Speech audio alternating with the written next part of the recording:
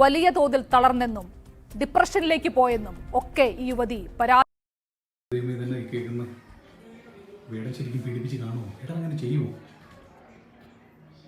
ഇല്ല, ഇനി പെങ്കൊച്ച് കള്ളം പറയുന്നതായിരിക്കുമോ? എന്നാലും പെങ്കൊച്ച് എന്തിനാ ഇങ്ങനെ കള്ളം പറയുന്നത്? അല്ല, ആ പെങ്കൊച്ച് പറഞ്ഞാൽ വേറൊരു കാര്യമുണ്ട് കേട്ടോ. 5 പ്രാവശ്യം പീഡിപ്പിച്ചു. അപ്പോൾ ആദ്യത്തെ ഒരെണ്ണം കഴിഞ്ഞിട്ട് പിന്നെ ബാക്കി 4 എണ്ണം പീഡനമായിരുന്നു. എനിക്കറിയാൻ പാടില്ല. ആ പെങ്കൊച്ച് തെറ്റ് ചെയ്തിട്ടുണ്ടെന്നുണ്ടെങ്കിൽ വേടൻ രക്ഷപ്പെടും. വേടൻ തെറ്റ് ചെയ്തിട്ടുണ്ടെന്നുണ്ടെങ്കിൽ പെങ്കൊച്ച് രക്ഷപ്പെടും. അങ്ങനെ അല്ലല്ലോ.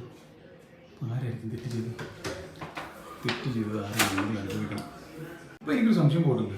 ആദ്യത്തെ ഒരെണ്ണം പീഡനമാണെങ്കിൽ ബാക്കി 4 എണ്ണം ഒരുപക്ഷെ കൺസെൻറ്റോട് കൂടി ഉള്ളതായിരിക്കില്ല. ആദ്യത്തെ പീഡനത്തിൽ നിന്ന് ആദ്യമേ തന്നെ വേണം രക്ഷപ്പെടാമായിരുന്നില്ലേ? എന്തായാലും കൊള്ളാം. ഇപ്പോൾ കേസും പഴക്കമൊക്കെ ആയി. എന്തായാലും കോടതി തീരുമാനിക്കട്ടെ.